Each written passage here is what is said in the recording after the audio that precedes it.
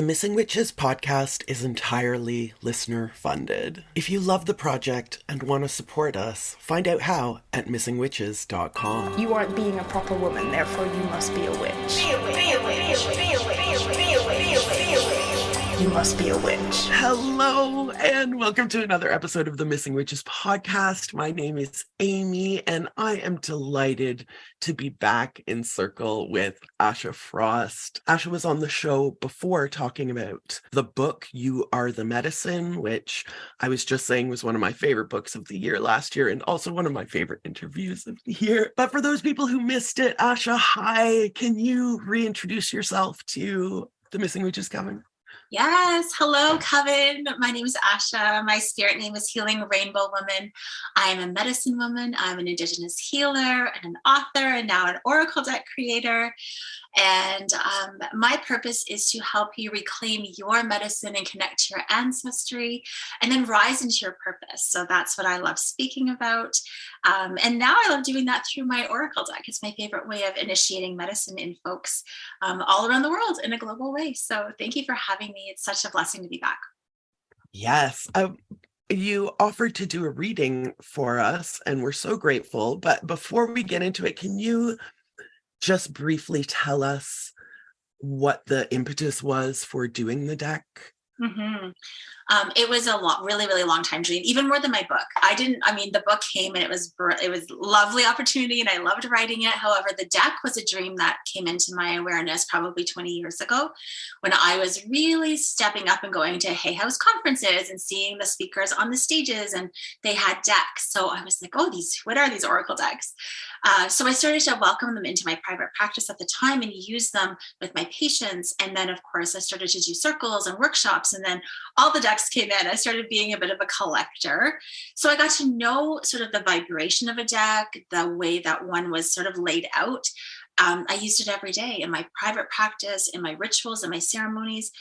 And I just got to know the medicine of it really profoundly. And I had this inkling, I one day want my own medicine in my hands. I want to be able to read from the cards that are from my own lineage. And what I started to see was there was a lot of our teachings that were created by non-Indigenous people, but they are Indigenous teachings at the root. And I loved those decks. I'm grateful for those decks. And a lot of them were white men. And I thought, okay, that's great. And why isn't there an Indigenous woman who's sharing these teachings in the way that they're meant to be shared? So I saw that as an opportunity, and it was in me for 20 years to create something like this. And every time I did a card reading in my communities, I kept envisioning one day these will be mine. One day I'll be reading from my own deck. So that's how it came to be, and now it's here. I love that, this 20-year holistic vision that now you get to hold in your hands. Listeners, you can't see it, but obviously we'll be posting a bunch of pictures of this, but it feels good in my hands. That means so much to me. I don't know how other people create decks because we all have our different unique process, but I infuse this deck with that intentionality of that every spirit, when I was writing the cards and the messages, every card had a spirit. We as Indigenous people, we see every aspect of creation as alive. I know many people in your community probably practice that animistic viewpoint, of all of creation is alive, from stones to water to trees. So they each had their own kind of medicine person or being who held them. So when you hold this deck, I hope you feel sort of that aliveness, that vital force of all of these beings that are in here waiting to share their messages with you. That is my intention. So I'm so glad that you feel it. Absolutely. Absolutely. They feel strong and soft at the same time, if that makes sense. I don't know what production facility you used, but they did a really good job. And I see you shuffling now. Would you be willing to do a reading for the Missing Witches coven? I would love to. And I know, Hay House did all the printing and all of the other things, so I'm not sure, but I know that what I can feel is that they were intentional about this too, which I'm very, very grateful for. Yes. Okay, so let's see. So before I start, I'm going to just ask and invite you into a question that you might have in your heart, in your spirit, something you may be connected to for, your life right now. We'll just ask for that to come forward. I'm going to choose 3 cards for the coven today and just ask what needs to be known. What do we need to know to dive deeper into this part of us? Okay. Let's see. All right, so the cards that came forward, oh, so beautiful. The first one is the clan or animal totem card, which is about, and I'll show it to you, even though nobody else can see it. It's called claiming. This is really asking us to connect to an animal spirit or a being that reminds us of what we've forgotten about ourselves. So my sense is that there are things all of us forget about ourselves, but in particular right now with what question you had, it's almost like asking for something that's in the shadow to come into the light. So what is something that you've suppressed, oppressed, spoken unkindly to in yourself that needs to be transformed? And an animal is going to be here to help you with this. So even as you maybe close your eyes, you can ask, like, what animal medicine can help me transform and return me to who I truly am right now? So that is that card, which is very profound as a messenger. The second was the new spirit moon, which is hope, which is speaking to the beginning of a cycle. So it's speaking to that seed planter within you, that manifester, that one who's the visionary, the one who's saying whatever is being sparked within your heart and your soul right now, it is a sign. It is time for you to take action on that. It is time for you not to sort of shut that down or doubt it. The new moon is saying, come on, we've got this whole cycle that's being dreamed into being. You are ready for this. And the message is about hope. So there's a lot of hopefulness of this coming into fruition. So that is the second thing. And the third card was the 7 generations, which is the legacy card, which is speaking to that dream that you're having, you know, as you connect with the animal medicine you need to clear out something that might be blocking you and you dream your vision into being. This card implicates that whatever you're walking, you are doing it for the next 7 generations to come. You're doing it for your ancestors 7 generations back. You have a legacy here that you're meant to leave behind. Listen, like it's kind of a take it seriously card. Like if you find yourself kind of meandering off path, just know that this is the time that you've set an intention and you follow through. So I'll leave that with you all. I'm like vibrating because the 3 things that you mentioned in basic points were what we have forgotten about ourselves, hope in action, and legacy, the ancestors and the descendants. And those 3 things for me are like the 3 lofty goals of the Missing Witches project. So I really feel super validated and also open and expansive. And Coven, I hope you all feel that too. We're on this journey together of legacy work and not just hope, but hope in action. Thank you so much for that, Asha. Oh, you're welcome. It's my pleasure. I just want to breathe in it for a second. Okay, I have obviously more questions about the deck, but let's go back and talk about You Are the Medicine. You know, it hadn't been out that long the last time you were on the show. So tell me about this journey of like from there to where you are with the book now. Oh my goodness. Thank you for asking that question. Nobody's asked me that yet. It's coming up to a year. It'll be March 15th will be a year since its birthing. And, you know, for the first, I'd say 8 months, I think I was a bit frozen. Like, I mean, I put it out there. I'd showed up. I think I was on like 75 podcasts last year. So I really showed up to birth this into the world. I was serious about this because I worked really hard and I'm like, I want this to spread. And, you know, my publishers like, this did better than we thought it was going to. So that was like kind of interesting. It had a life of its own after I sort of like let it go out of my heart. And it still does. It still has wings. I still see it like reaching new people since the deck came out. But for about 8 months, I couldn't read the words again. Like it was hard for me to go back and even like reflect or like take portions out for like my Instagram or anything like that. It was hard. And I'm not sure if it was because I just had to let it have a life of its own. But I was a bit frozen, I think, in that. And then I started to defrost. And then I was like, oh, right, this is like a friend of mine. It's like a relative of mine. We were together for so long. You were in my womb for so long. And then you were birthed.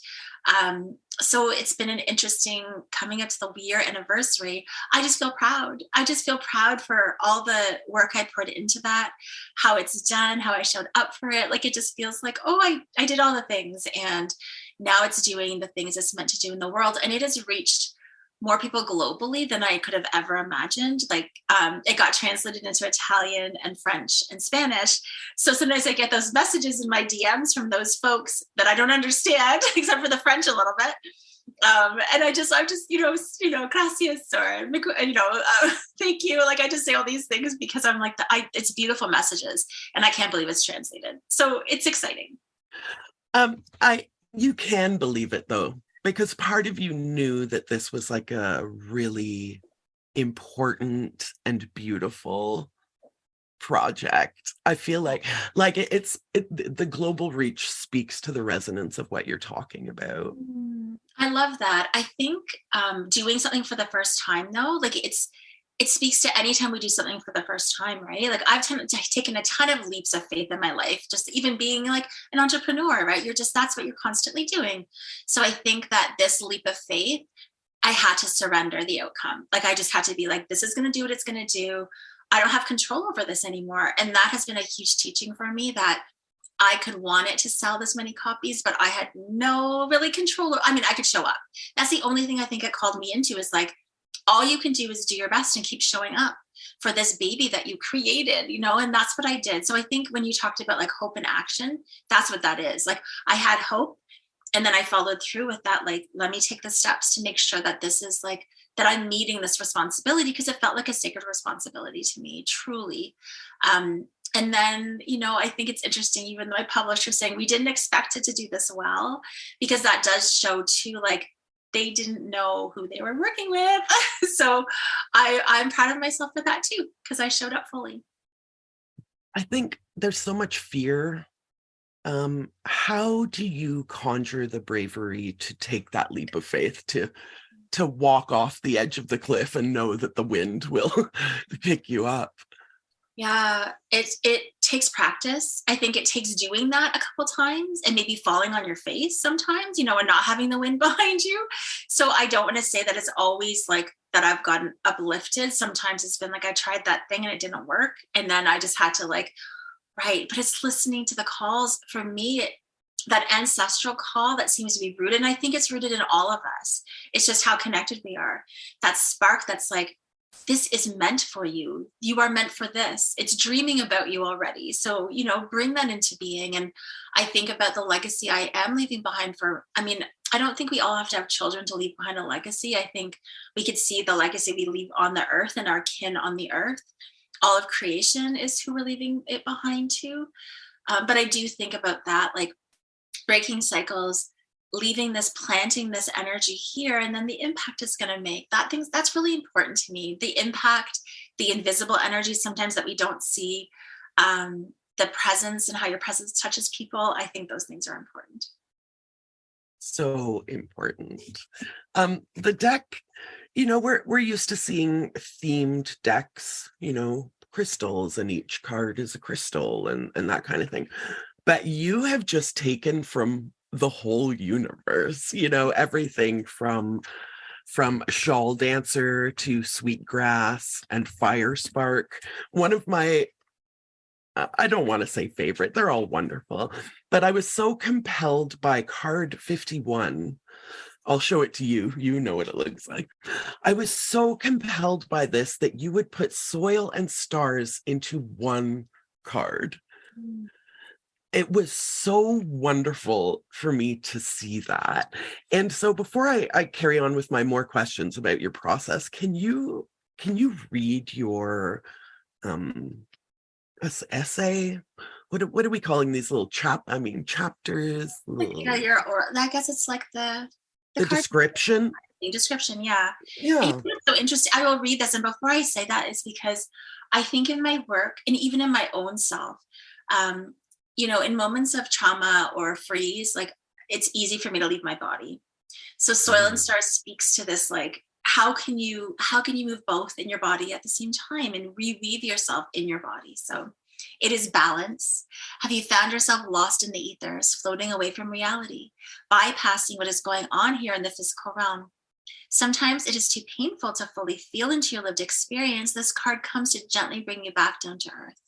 A balancing between realms is the medicine needed for you at this time. In order for us to function in healthy ways, we must be connected to both the soil and the stars. The soil offers us the padding beneath our feet that grounds us in our earthly body, and the stars remind us of the potency of our spiritual connection.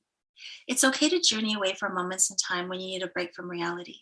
It's okay to miss the feeling of home that the stars bring. For now, however, the soil is calling you back, as some situations need tending to that cannot be ignored. You are being called to dive deeply into earthly matters, staying practical in your approach so that you can move things into completion. What might seem mundane to you is contributing to a greater expression of beauty in your life.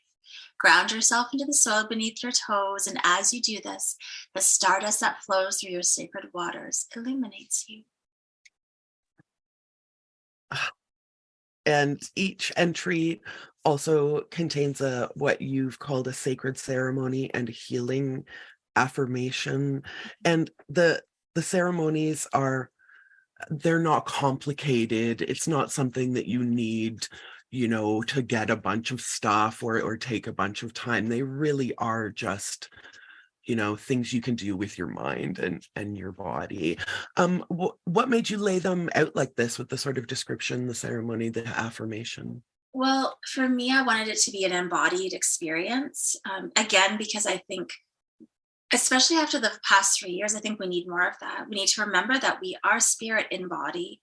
So the ceremonies really are, and it's really from, I had a Facebook group for the last probably, 8 years. And I would do these little just like channeled kind of readings on different energies. And I started to kind of ask the grandmothers who helped me to channel this deck into being, what do we need the most? Like, how can we make this alive in our body? So the sacred ceremony, there's the description, which I hope starts to activate some of the medicine.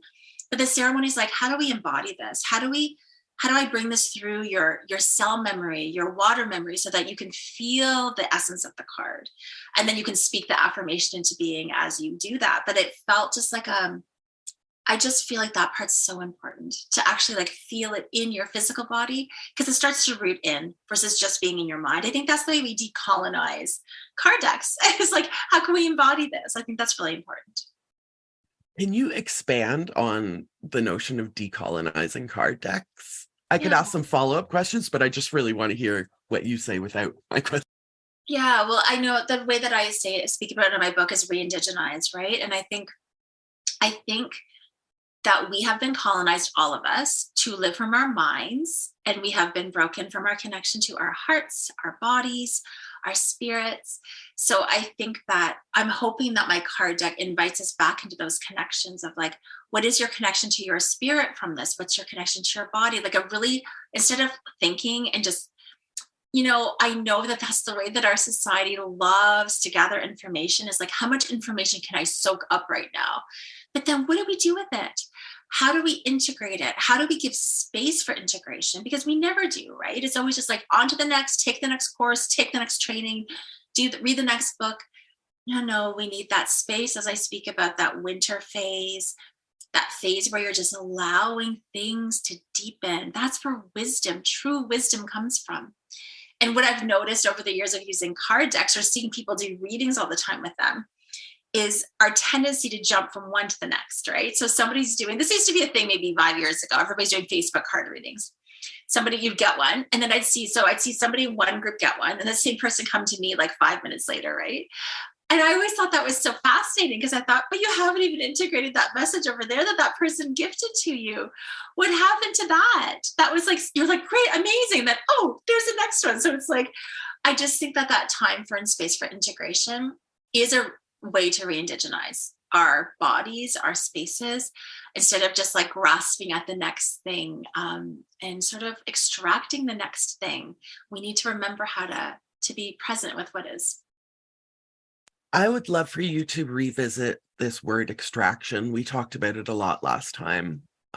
we spoke. But again, just in case listeners missed that one, can we give them a taste so that they'll go back and listen to that episode if they did? Because you use the word extraction both in terms of land and culture.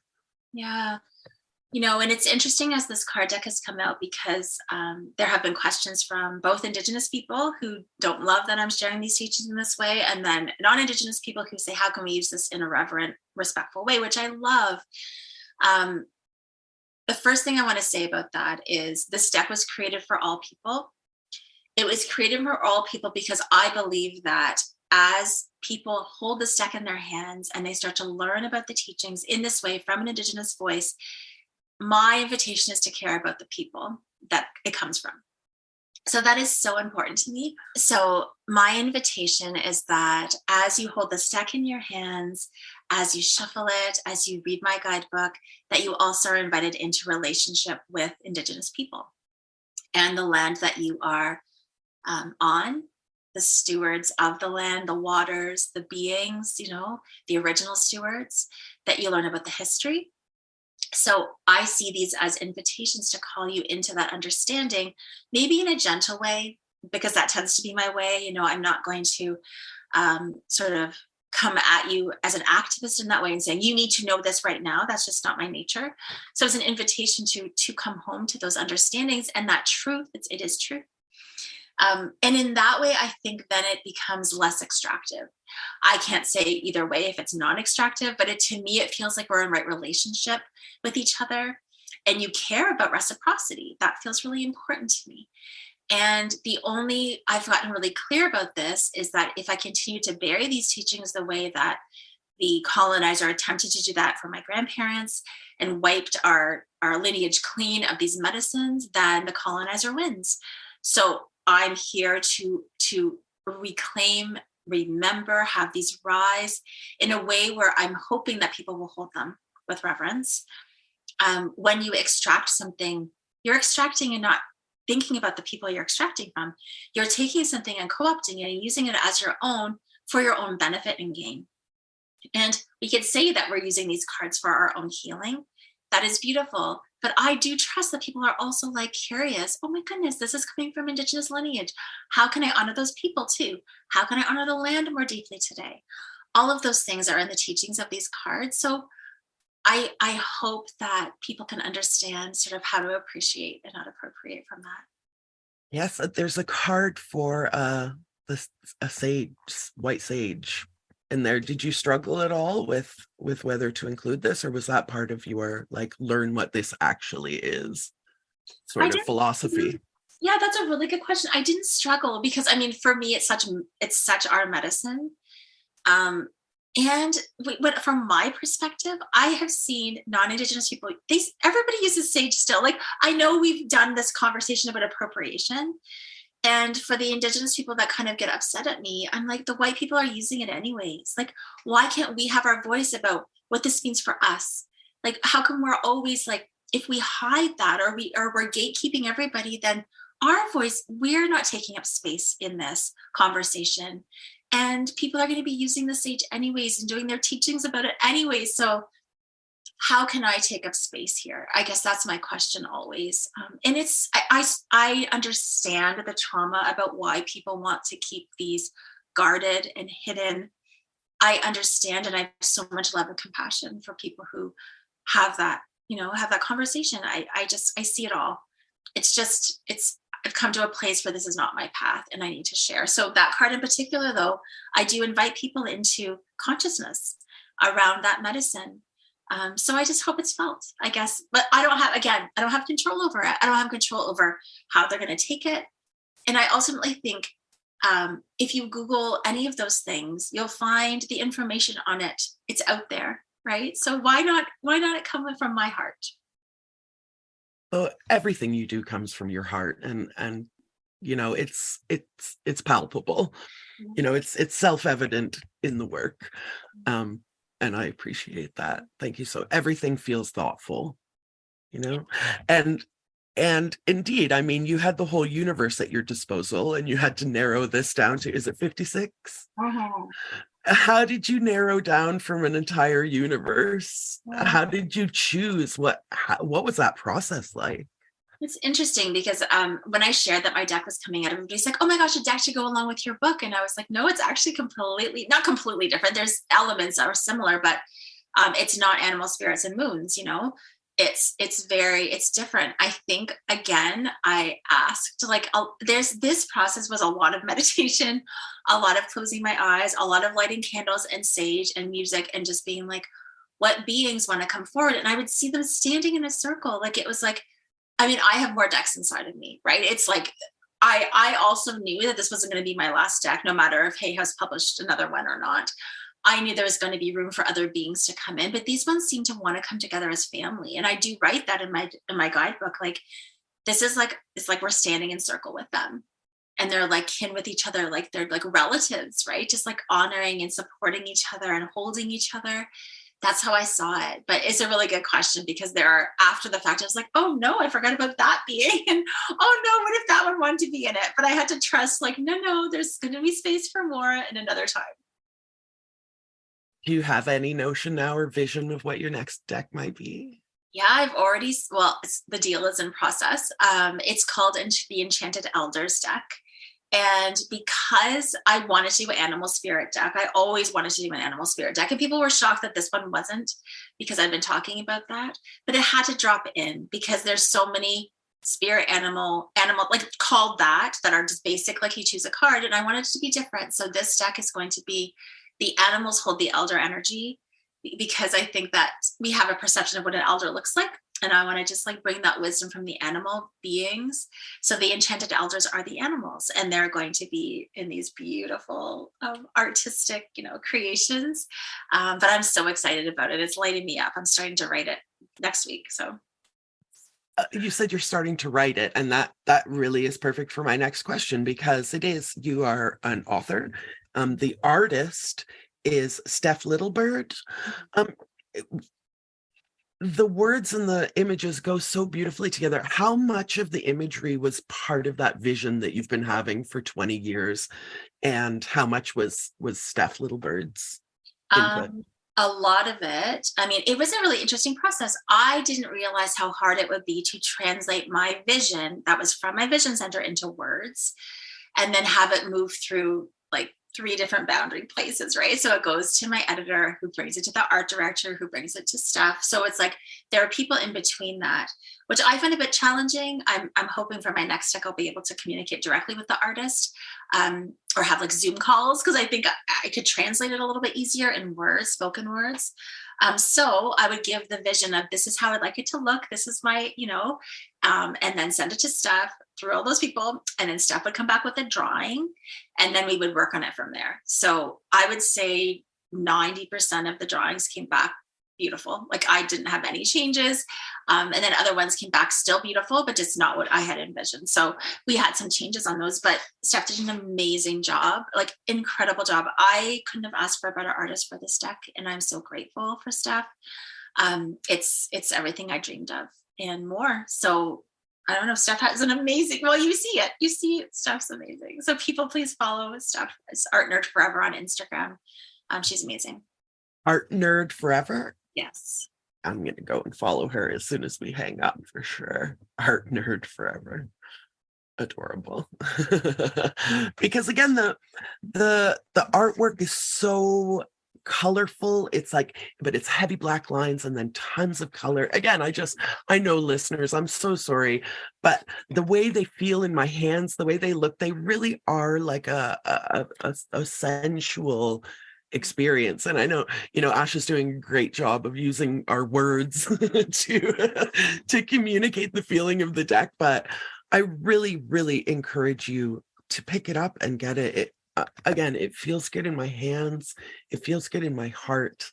The poetry that you wrote, I'm going to call it poetry, because to me, every entry is a poem. Are you going to write another book, or are you like an Oracle deck creator now, and that's your full-time gig? Oh gosh, that's my dream. I said that a couple of years ago. My dream would just to be an Oracle deck creator all the time. I don't have another book right now in me. Well, that's not true. I do, but it's like, it still feels like in the distance.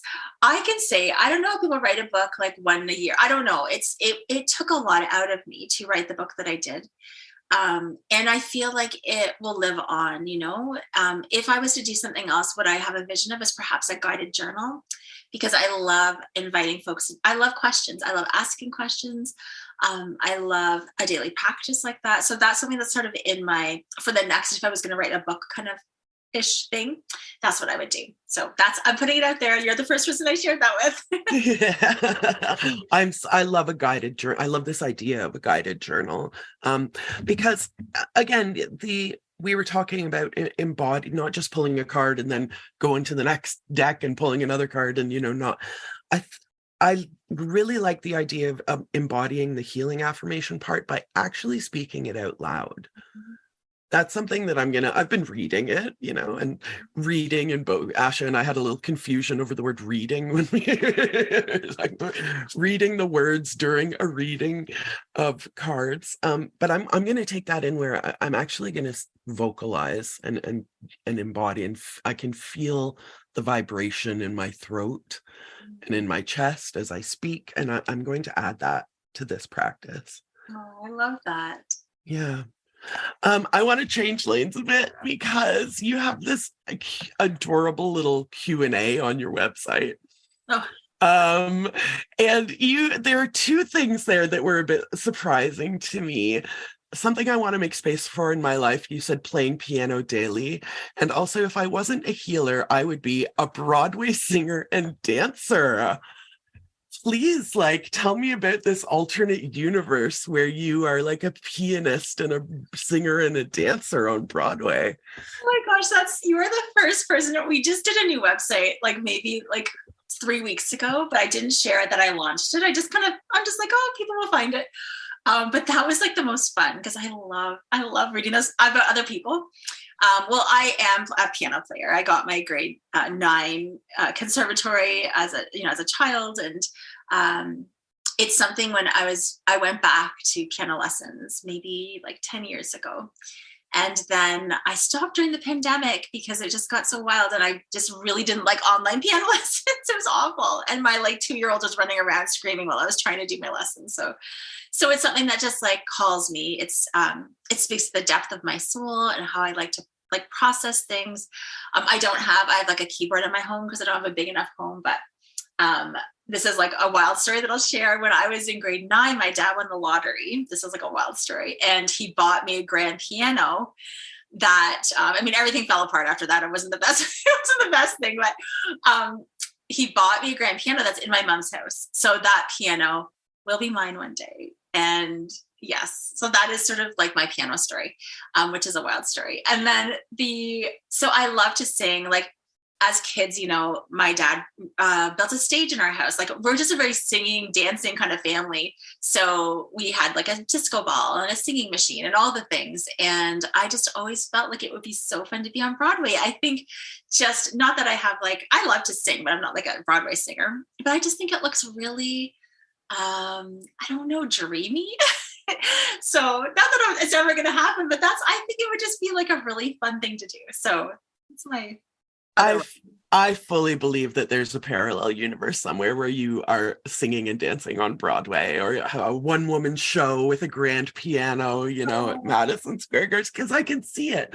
And there is a drum card, but past the drum and the rhythm and the heartbeat, can you well, let me first just say, I consider myself a sonic witch. If I had to choose one lane, music is, Kurt Vonnegut said that music is proof of the existence of God. I believe music is God incarnate. A God, let me maybe say. Can you talk about more about your personal relationship with music, but from a healing perspective? I think we can go back to the piano in that way, because it really, Oh goodness. I don't know if any listeners ever played piano as kids, but if you ever play classical piano, there's like list A, B, C, and D, and list C and D is like the sort of romantic classical music. I hated list A and B. I hated it. It was like technical, like just like Baroque and like things that I was just like, ugh. C and D was like Debussy and Chopin and just like romantic. And every time I even listened to that type of music, I start to cry. Like I feel like it speaks to my soul so deeply.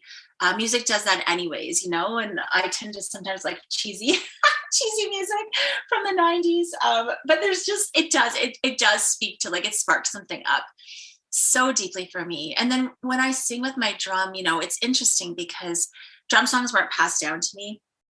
They traditionally are passed down to us, and that's how we gain these drum songs. But of course, due to all of the colonization, though that got broken. So I'm slowly learning songs from people passing them down, even from YouTube, which some people say isn't the right way, but it's the only way.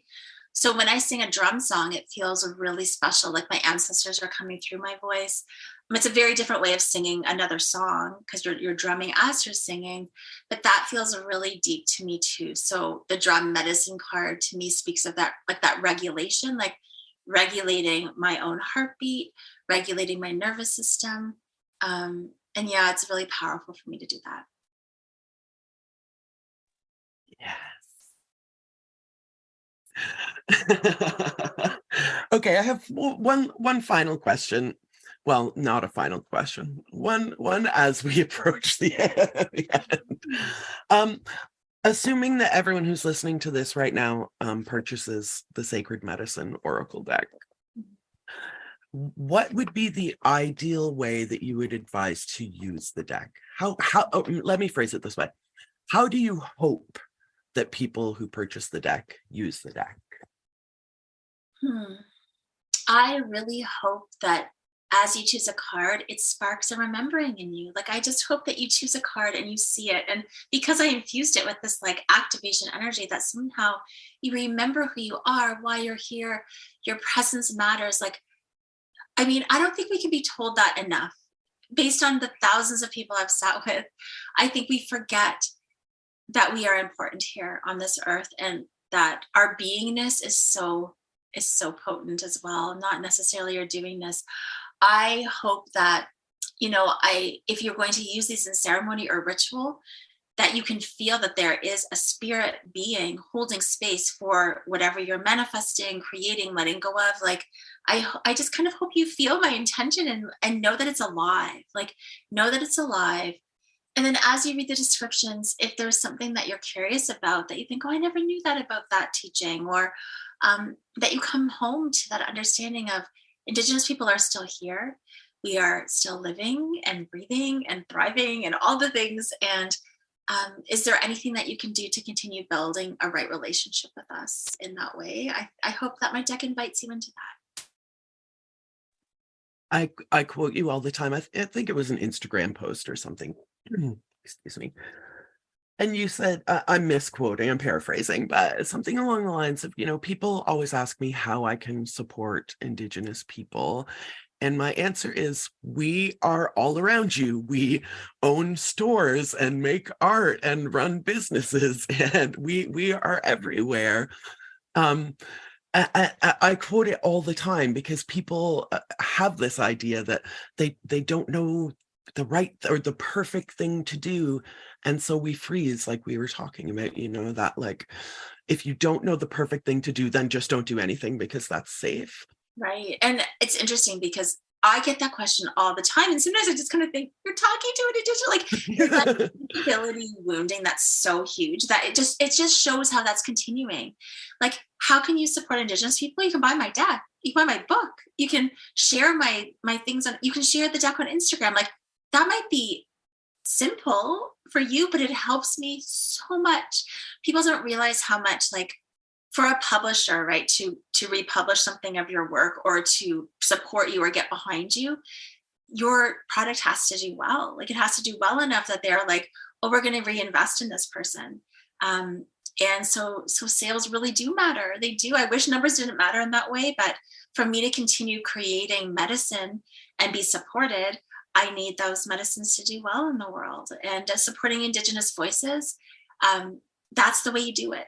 That's the way you do it. So, when I say I'm still here, it's literally because people are like, how do we support Indigenous people? And I'm like, hello. I'm right here. Yeah. Support me. Yeah. And I mean, I'm so happy to have discovered your work. I'm so happy to have this deck in my possession. I think it's the new favorite. I'm not a mad collector because I think we all sort of have this thing where, you buy one and then another, and before you know it, you have some that I had to actually, like, listeners, maybe you can hear the box rattling in my hand. I'll put it down. I had to say, like, okay, enough is enough, but I made an exception for this one. Aww. And listeners, whether you have a small collection of oracle decks, you're building a collection of oracle decks, if you want one sacred medicine oracle deck, then this is the one. I mean, it's even called the Sacred Medicine Oracle deck. Buy it for your friends, buy it for gifts, buy 10 and distribute them around, because it really, again, I found it to be so useful. It didn't feel to me like pull a couple cards and go on with your day. It really was like a card pull was like a moment of grounding. And I'm going to add the vocalization to that to sort of expand that, like, ceremonial card pull. I just can't recommend it enough, listeners. Like, please do this. If you're wondering what to do to support Indigenous people right now, then a great first step is to buy the Sacred Medicine Oracle deck by Asha Frost and buy her book, soon to be books. We're projecting out into the universe, and decks. We'll put S's on everything because we know the future holds so much for you. How can our listeners find you? What's the best place to check out your work? Yeah, my Instagram, I think that's the place where I infuse my capacity the most. So it's asha.frost. So I'd love to see you over there. And that's where I show up the most. And I'd love to hear from you if you get a deck and you want to share in your stories or on your wall. It helps spread the medicine so much. So I'd love to hear from you. Yeah, and that's how You Are the Medicine became a bestseller. It's exactly this kind of word of mouth of people loving your work and sharing it and wanting to support it. Thank you so much. And do you have any parting words of wisdom as we spiral out for the rest of our days for our listeners? Any closing remarks? Yeah, I think this is a time, I think, after sort of the chaos of the last 3 years, this is really a time of, like, tending to those pieces and parts that need nurturing and care. So I just don't think you can have enough of that. So please infuse yourself with deep compassion every single day for being here and showing up in the way that you are, because you matter. So that's what I'd like to say. Yes. From the show up queen who did 75 interviews for his book. Proof positive that it works. Show up, be hope in action. I see that in you, Asha, in all of your work. Thank you again so very much for being with me. And blessed fucking be. You must be a witch. Hi, sweet magical podcast listener. It's Amy and Risa here from the Missing Witches podcast. We wanted to let you know that we are getting ready for our annual May fundraiser for Native women's shelters. It's our 3rd year. It's the 4th year that we've donated our proceeds, but the 3rd year that we're doing this fundraiser. And it's become a community creation that we'd love to invite you to help us build this wave. Every year we donate our own proceeds for the month of May from our Patreon and missingwitches.com. And then we started to put together a raffle with prizes donated by the incredible fucking magical artists, artisans, healers, poets, practitioners in our wide witch web. And it just got bigger. So to participate in the raffle, just make a donation of $10 or more to the Native Women's Shelter of Montreal or to your own local nonprofit supporting Native women or Native people that's close to your own heart and home.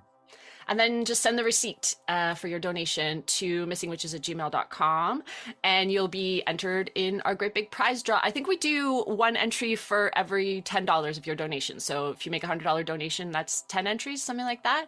That's right. Yeah. And to learn more about this project, you can check out missingwitches.com/reparations, or again, email us at missingwitches@gmail.com. And oh my gosh, and oh my goddess, and oh my all the goddesses. If you are a listener interested in donating a prize, we are fucking thrilled to hear from you. So please email us, same address, missingwitches@gmail.com, and we will be excited to celebrate you and share your work and join in this act of reparations and community love together. Thank you. We love Blessed you. fucking be. Missing Witches is created and produced by Risa Dickens and Amy Torek. If you want to support the Missing Witches project, find out how at missingwitches.com.